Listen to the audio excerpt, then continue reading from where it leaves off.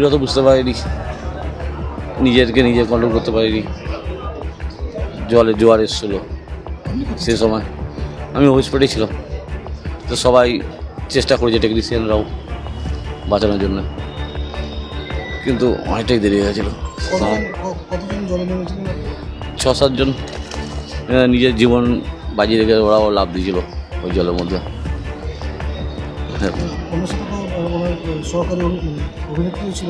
হ্যাঁ,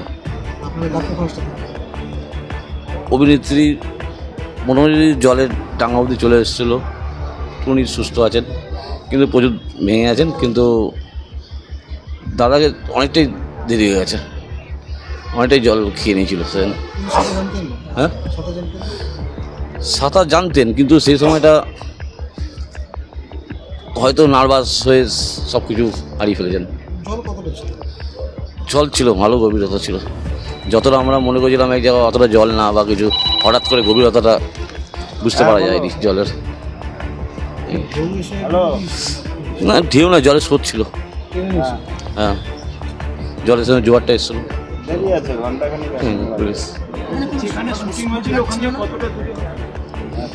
সামান্য, বেশি দূর না। গেলে আপনারা হয়তো লোকেশনে গেছেনও মনে হয়, আপনারা দেখতেও পেয়েছেন, জানেন। কোথায়? হাসপাতালে আমি গেছিলাম, পড়াশোনার ওরা তাড়াতাড়ি করে হসপিটালে নিয়ে এসছে, পেছনে পেছনে আমিও এসেছি গাড়ি করে। যখন হসপিটালে এসছে তখন শেষ। তখন জলটা বের করা হয়েছিল, যখন আমরা চাপ দিয়ে জলটা বার করানোর চেষ্টা হয়েছে, জল বেরিয়েছিল।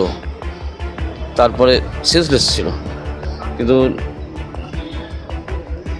নিঃশ্বাস চলছিল, কিন্তু তারপরে রাস্তায়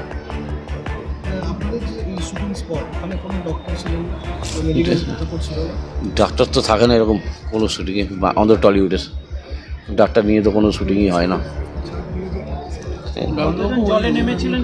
শুটিংয়ের টাইমটা কি ছিল? শুটিং তো সকাল থেকেই হচ্ছিল, যে ঘটনাটা ঘটলো ওটা সেই 5:30 নাগাদ।